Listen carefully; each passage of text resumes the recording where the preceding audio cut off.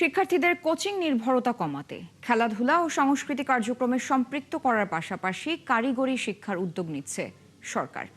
আগামী 2 বছরের মধ্যে 329টি টেকনিক্যাল স্কুল অ্যান্ড কলেজের কাজ শেষ হওয়ার আশা করছেন শিক্ষামন্ত্রী। আজ রাজধানীর মোহাম্মদপুরে প্রাথমিক শিক্ষা পদক প্রতিযোগিতার উদ্বোধনী অনুষ্ঠানে তিনি এসব কথা বলেন। আগামী 20 জুলাইয়ের মধ্যে এসএসসি পরীক্ষার ফল প্রকাশ করা হবে বলেও জানান মন্ত্রী। জুলিয়া তানহার প্রতিবেদনে বিস্তারিত। সোমবার মোহাম্মদপুরে সরকারি শারীরিক শিক্ষা কলেজের খেলার মাঠে প্রাথমিক শিক্ষা পদক প্রতিযোগিতার উদ্বোধনী অনুষ্ঠানে অংশ নেন শিক্ষামন্ত্রী আনম এহসানুল হক মিলন। এ সময় তিনি বলেন, খেলাধুলা ও সংস্কৃতি বাধ্যতামূলক হলে শিক্ষার্থীরা কোচিং বিমুখ হবে। এই দুই বিষয়ে বিশ্ব নেতৃত্ব তৈরির জন্য নতুন করে কাজ শুরু করেছে সরকার।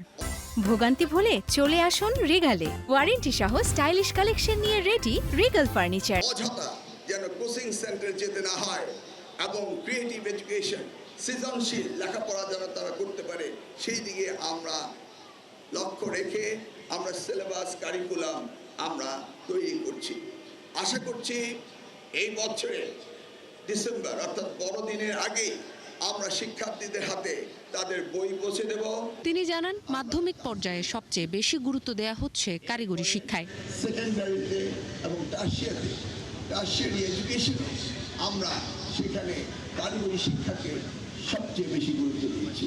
আমরা টেকনিক্যাল স্কুল অ্যান্ড কলেজ সারা বাংলাদেশে 329টি স্থাপন করে যাচ্ছি এবং আশা করছি আমাদের আগামী 2 বছরের মধ্যে সেই কাজগুলো শেষ হবে।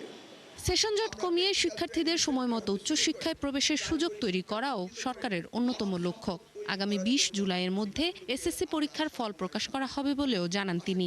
2028-এর মধ্যে আমাদের ছেলেমেয়েরা পরীক্ষা দেওয়ার পর তাদের সাথে সাথেই কলেজ অ্যাডমিশন এবং কলেজ শেষ করে ইউনিভার্সিটি অ্যাডমিশন, এটাকে আমরা সিনক্রোনাইজ করছি। আমরা কোনো অবস্থাতেই অবহেলাতে সময় কাটাবো না আমাদের শিক্ষার্থীদের জন্য।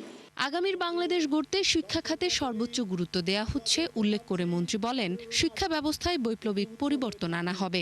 এমন যারা রয়েছে তাদের সকলকে মাঠ থেকে। জুলিয়া তানহা, 71, ঢাকা।